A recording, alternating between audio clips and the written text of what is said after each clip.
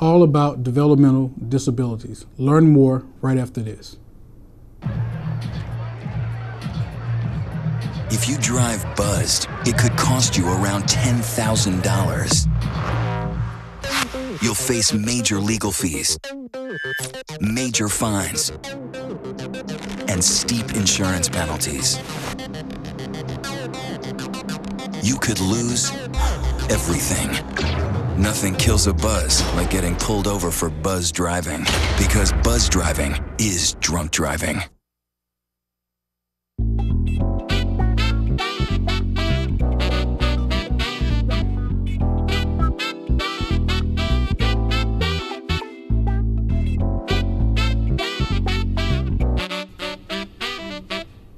Welcome to Community Watch. I'm your host, Greg Shropshire. Dr. Hershey won't be joining us today. He's actually on fall break, but he'll be back with us next week. But today we have a good show. We're going to be talking about developmental disabilities. And for most of us, when we think of disabilities, we all have our thought image that comes to mind. And so today we'll be talking a little bit about that, the whole realm of disabilities. So stay tuned. We have a great show, and we'll be right back right after this.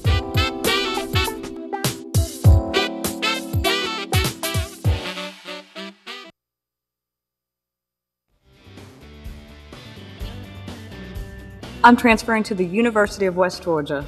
Columbia University. Kennesaw State. UGA. Loyola University in Chicago. Grambling State. Shorter University. I'm going to Greensboro College, and we all got our start at Georgia Highlands.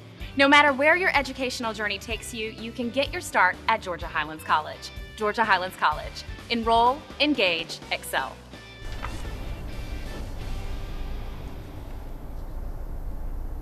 Welcome back to Community Watch, and once again I'm your host, Greg Shropshire, and today we'll be talking all about developmental disabilities, and joining us today is Miss Pam Hunter Dempsey. Welcome to the show, Pam. Thank you, Greg. I'm delighted to be here.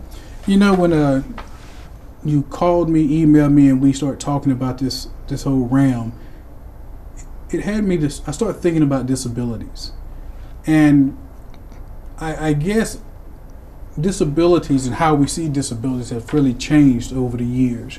I can remember growing up, the legal terms of what we refer to people that had disabilities, and even now the accessibility and the terms we use and things of that nature, and even the way curriculums are designed in school, you know, with everybody in mind, and so little bitty things like curb ramps cut into the curbs, automatic door openers.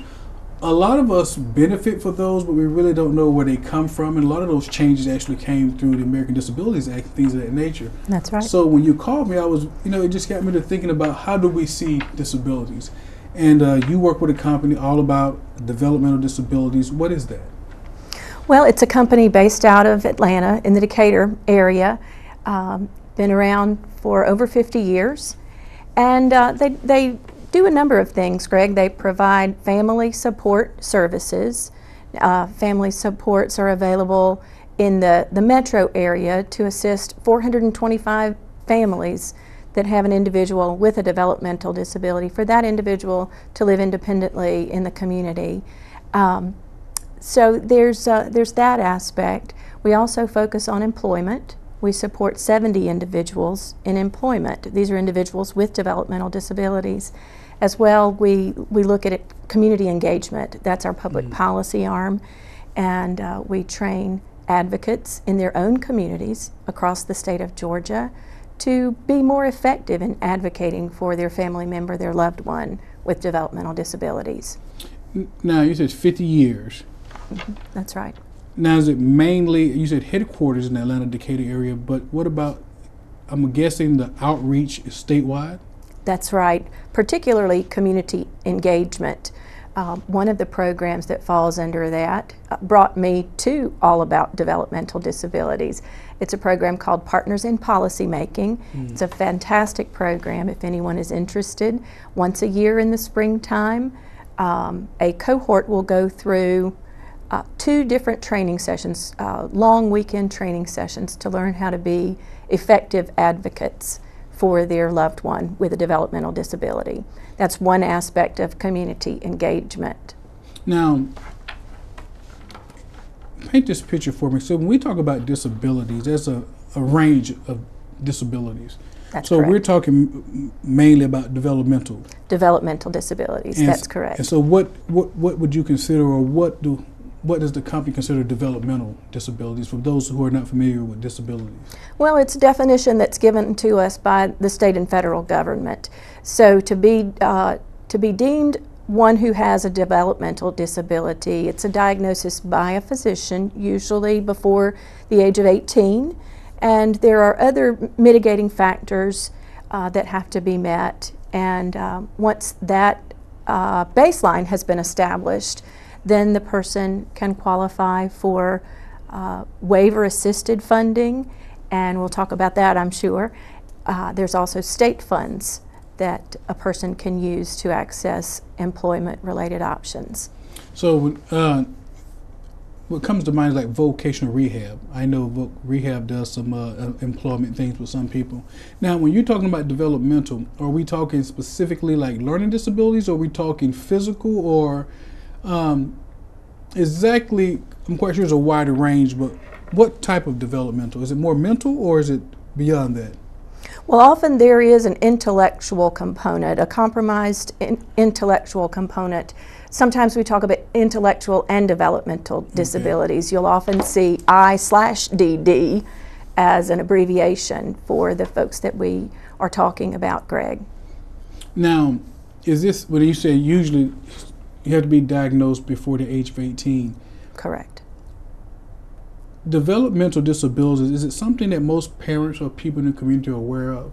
And is it something that as a parent, because I'm going to be honest, as a parent, I'm just thinking, if I'm not really versed or educated about proper development for a child, I'm just thinking, do a lot of children potentially go undiagnosed because parents may not know what are the proper, I guess, stages of development that children should be experiencing?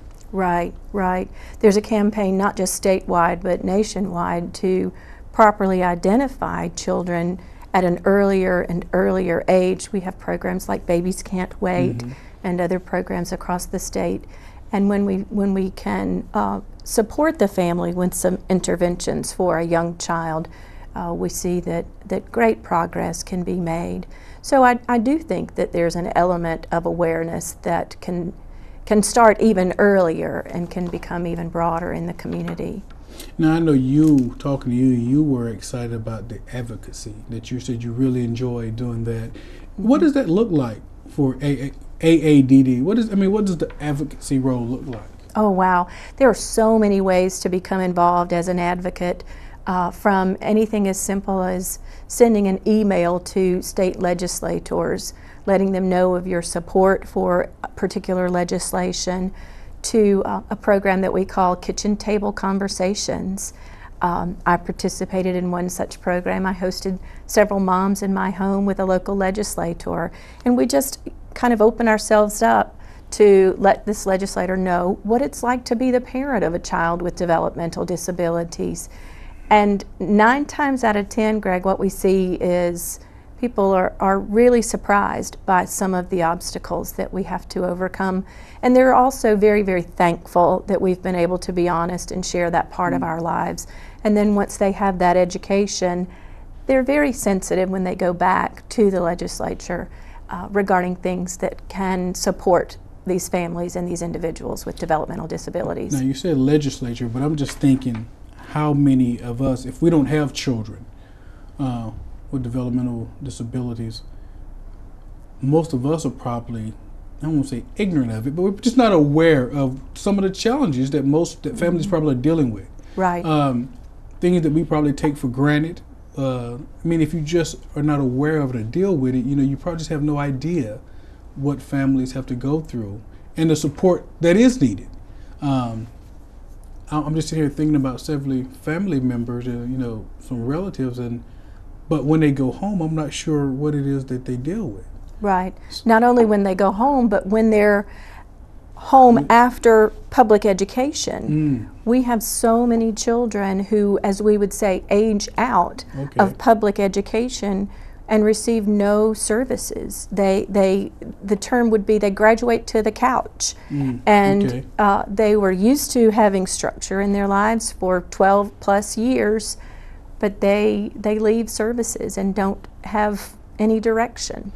So then let's talk about this then, Pam. So then, because you bring up an interesting point. So if I'm a student with developmental disabilities, I'm in school, I finish school, and I like the term graduate to the couch. I guess because the job market and potential employers, that's a totally different challenge than just a student without disabilities. And so, you know, I don't know if we think about that. Yes. What does that look like? We have over 1,300 students in Georgia who age out of high school. I say that because some of them graduate, some of them do not, but the term graduate to the couch paints a real picture of what we face. But as a country, we're talking a lot about the unemployment rate. Did you know that 80% of individuals with developmental disabilities are unemployed? 80%. That's a staggering figure. We want to make a change in that. We believe that persons with developmental disabilities can and should have the right to have employment. So let me ask you this. And so then if 80% are unemployed, is it because they're unemployable? Is it because they don't have skills, they can't learn skills? Why? So, I mean, because that's 80%. Now, any other, if the 80%, if we had an 80% unemployment rate, you know, we wouldn't even exist as a country. So why is it so high? Do you have, I mean, why do you think it's 80% is alarming? It is alarming. It is. There is an ongoing need, Greg, for support. Later on, we'll talk about the term supported employment, and that is a waiver-funded service. So a person with developmental disabilities will need support in a work-based setting, possibly for the life of that job. And we haven't really seen that model successful in a widespread fashion in a long, long time. So we're very excited that vocational rehabilitation is now in partnership with the State Department of Behavioral Health and Developmental Disabilities. It's a new thing. We're learning how to do this work together. They're expert at supporting employment, and we're expert at developmental disabilities. Now we have this partnership that's created, and going forward, I have every faith that good things will come from that. Because I want to make sure that I'm understanding this, because I'm still stuck on the 80%. So is it a matter of that you have students who want to work, are able to work to some degree, but they just might need, is it minor supervision or instructions? I mean, help us understand, what are just some of the challenges a student may face when it comes to employment? Well, I think that as we look at the education system, these students will have been served under what's called an individualized education plan, or IEP. The most important word in that is individualized. So I wouldn't make a blanket statement that these students, or soon to be adults, all need this or all need that. It has to be very individualized. Many folks, once they receive very detailed training, can be supervised minimally and continue with that job with great success. Other employees will need more continual reminders, prompts, supervision, other supports in the workplace to be successful. So really the challenge becomes, as an employer, I guess it's a balance between providing the additional support needed and productivity, for say. I mean, if you, as a business owner, am I willing to invest or do what I need to do, or do I even have the training myself to be able to bring that student in or whatever and provide them with what they need? So I'm wondering if it's just almost like a perfect storm, that, you know, if you have, because I don't think businesses are totally insensitive, but at the same time, a business is a business. So if you bring someone in, you want them to do a job, have that conversations, we've been having those conversations so that businesses are really prepared to bring in students and bring in these young adults with such disabilities. When we hear back from businesses, Some of the things that they're most excited about are the retention of their employees with developmental disabilities. These folks are so delighted to have a job. They have greater longevity in one place than you or I might. There are so many other positives that we hear from people who are business owners who have employed someone with a developmental disability. And it does not all fall to the business owner to train and to manage. That's where waiver funds would have a staff person to provide the training.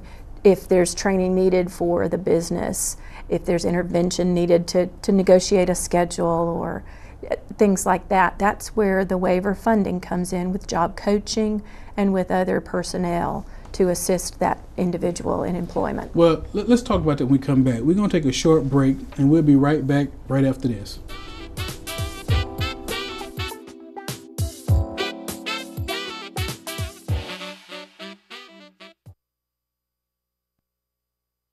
Hey everybody! Heart disease affects 1 in every 3 women in America, but you can fight back. There's no time to lose. Mothers, sisters, daughters, families, and friends, it's time to shout louder, stand stronger, and demand change. Let's go! To the Batmobile. Dang it. To the invisible jet. Dang it. Together, we can put an end to heart disease. It's time to go red for women. I could use your help. Learn more from the American Heart Association at www.goredforwomen.org. Welcome back to Community Watch, and today we're talking all about developmental disabilities. Once again, I'm joined with Pam Hunter Dempsey. And Pam, before we left, well, I know you were having an event that's coming up, and I do want to get the information about the event.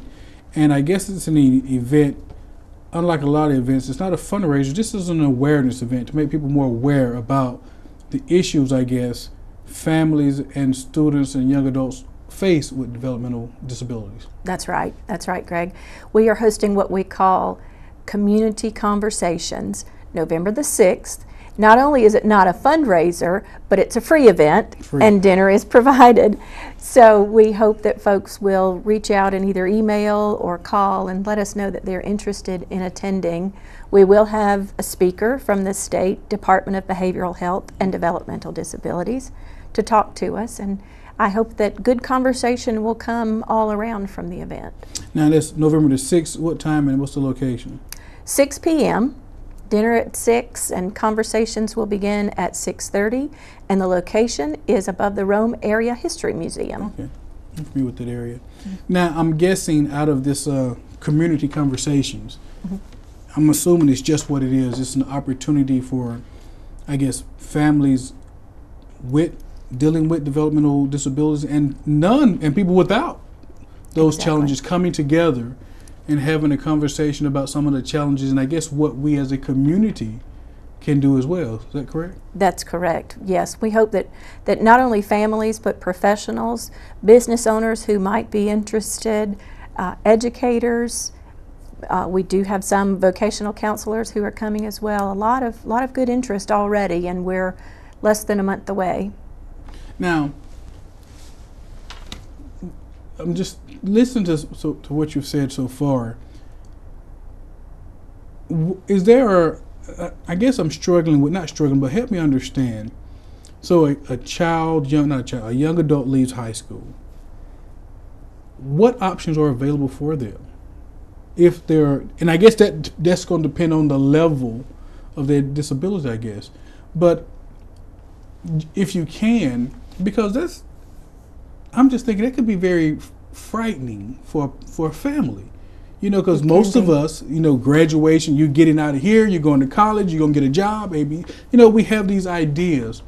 But what is it like for families that, okay, what now? Because as you said, if you was in school, it's state funded, you have to provide this with IEP, you have to provide these services. But when you leave school, now what? That's exactly right. There are services that are available through local providers. There are day services where individuals can hone their skills for employment or for self-sufficiency, self-advocacy, and greater independence. There are providers nearby that provide that, but they're largely waiver funding. funded. We have 7,400 people in the state of Georgia on the Medicaid waiver waiting list. And that's just for those who have applied. So many parents, Greg, just feel like that's such a high number that they're discouraged from even applying. You said 7,000 are waiting. 7,400 are waiting for services. They have applied and they are waiting. Yes. While families are waiting, their loved ones are eligible for state-funded services, but obviously those funds are limited as well. There are providers in the county that offer state-funded services. So the options are very limited. So let me ask you this, and I just don't know. So I have a lot of questions. So let's say I have a son and has a developmental disability, and he graduates where he's been going to school every day. And I'm assuming that, I'm making an assumption that these kids are on a different scale. Some may be very independent or close to independent. Some may be require more supervision or so what. But what do a lot of these students do when you say to the couch? Well, who are they staying with? Who's with them, during the day for a lot of them? Greg, the heartbreaking reality is some don't have anyone to monitor them. I've talked with parents who've had to quit a job to be home with their now adult child with developmental disabilities because the adult child needed supervision, so the parent gave up a good paying job to stay home. The stories are just, they're very different. Each one is unique, but the need is still there. Because I was just thinking about that, when you said to the couch, I'm thinking, well, most of us have a lifestyle where, two parents have to work.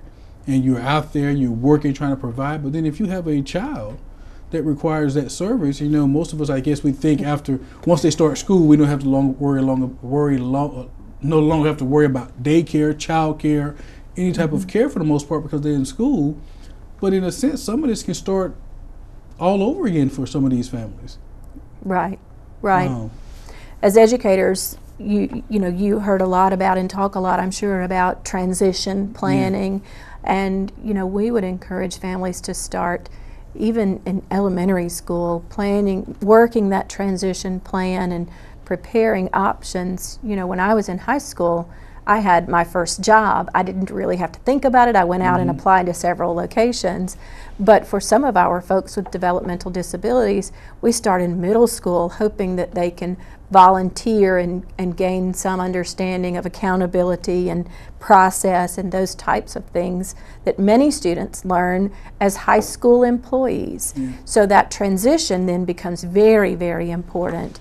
And the planning really does take years to get to where families want to be. So what I'm really seeing is that really in all levels and all phases, families have to be advocates for themselves. They have to know what's facing their children. Communities have to be aware because after all, these are our children in our community. And so I guess as a parent, and I guess this is what you're talking about, you really have to become an advocate and know what's available and what steps you need to take and how soon, so that when your child is graduating, hopefully when they're graduating, there is a plan. Not one just instituted by the school or whatever, but you and your family have a plan and have thought about this and have, I guess a big thing, have networked with other families to see what did you do and what works and what doesn't work. That's so true. That's so true. So once again, November the 6th. Correct. Above the Rome History Museum. That is right. And the name of the event is Community Conversations. Conversations that matter. Conversations that matter. And it starts at 6 p.m. The dinner starts at 6 p.m. The conversation starts at 6:30. And it's open to the public. Anyone is welcome to come. We would like reservations because we are providing dinner, and you can contact us through our website, aadd.org. You can email me, Pam, at aadd.org. That's pretty simple. There's also a flyer that's circulating via email, and if someone needs a copy of that, they can contact me through that email address. let's be honest. This is not just a event for families with students with developmental disabilities. This really is a bigger issue. Yes. This is a community issue because, after all, it's our community. It's our families in our community that are facing these challenges. And I guess really we all have a role to play as individuals, as churches, as community leaders, as citizens to address, because when you say 80% are unemployed, and in Georgia alone 7,400 are on the waiting list, have applied, it makes me think, okay, so what next? What now? What's available now for this family that's done everything they're supposed to do? Now what are they supposed to do? And I think that's where, as citizens, we have to become more involved and more aware, because any other population that would be criminal, let's just be honest, 80% unemployable rate, any other segment of the community, we would really have issues with that. And I don't know, and I guess as a community, I guess we just don't realize that that's a lot of people. Yes, a lot of people. Awareness is key. So I appreciate you letting us get that word out and helping other people see how critical the issue is. Thank you. Well, but let me ask you this, because we have a little bit more time. So so if someone can't make it to the event on November the 6th, what do you recommend they do, or what can they do to become more involved in this kind of concern? Well, certainly let us know. An email to me or to anyone else at AADD would help get people signed up for other advocacy events. This is actually the second advocacy event in the year that I'm aware of. The Partners in Policy Making will start up in the spring. If someone is interested in being trained as a more effective advocate, they could certainly look for that and apply to be a policymaker, partner in policy making. There are so many things, and if there's interest for another town hall meeting, we can certainly request that. What about, let's say a church or organization is interested. Are y'all able to work? I mean, so it may not be a larger audience, but are y'all willing to? Can people call and say, "Look, certainly. Our church is interested Certainly. in learning more"? And okay, certainly. Because this is one of those situations. This is one of those events, one of those issues where if you can't be there, that's okay. But still, we need to do more, all of us, because. Yeah, I mean that 80% is just really, it bothers. It's really bothersome. And local providers, we would call them a provider. Local providers are other good sources of information. Here in Floyd County, we have Highland Rivers, we have Network Day. They would all be very willing and able to help. They can help families apply for that waiver that I told you about. And then we are a member of Region 1.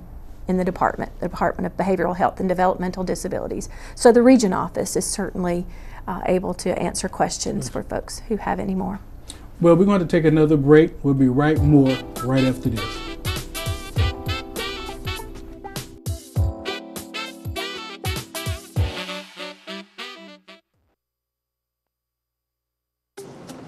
Good one, son. Last summer, my new dad took me on vacation. First, we went deep sea fishing. Wow! I'm so proud of you, son. And then we went on Thunder Shark. That was awesome! Let's go again. 3 times. I gotta say, it was pretty cool. You don't have to be perfect to be a perfect parent. Thousands of kids in foster care will take you just as you are. Oh, not again. Welcome back to Community Watch. We've been having a conversation with Pam Hunter Dempsey about, what's the name of the event again, Pam? The name of the event is Conversations That Matter. And the date? November 6th, from 6 p.m. till 8 p.m. at the Rome Area History Museum. Above the Rome Area History Museum. So make sure you, and if you can't be at the event, you can email Pam at pam@aadd.org. That's correct. This is one of those shows where we really need to do a self-assessment of our commitment to our community. So if you can't make it to the event, please reach out to All About Development Disabilities. Thank you for joining us on Community Watch. We'll see you again next week.